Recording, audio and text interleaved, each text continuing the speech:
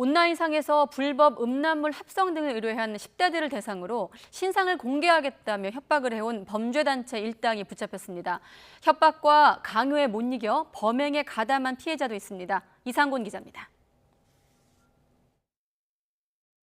지시에 따르지 않으면 지인 사진과 음란물을 합성해달라고 의뢰한 사실과 신상 정보를 유포하겠다.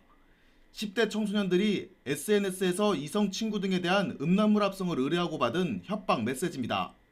이후 강제로 대화방에 초대돼 반성문을 써 제출해야 했고 일부는 협박과 강요해 결국 범죄단체 조직원으로 활동했습니다. 참교육단이라는 이름의 온라인 범죄단체 일당 60여 명이 경찰에 붙잡혔습니다. 우두머리인 30대 A씨가 범행 대상으로 삼은 건 합성 음란물 제작이나 미성년자 조건 만남 등 불법 행위를 의뢰한 사람들이었습니다.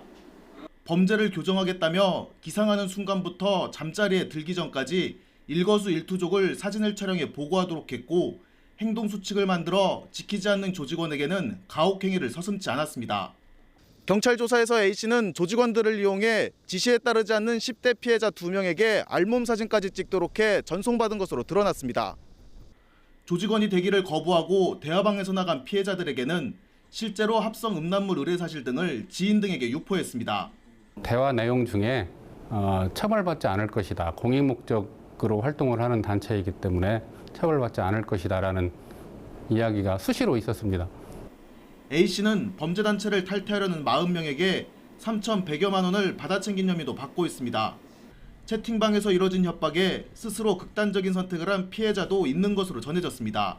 자격이 없는 사람이 전면에 나서서 범죄가 있다 이렇게 사적인 제재를 하는 것은 어떠한 목적을 갖고 이런 행위를 했든 간에 우리나라 법치국가이기 때문에 범죄가 될 수밖에 없습니다.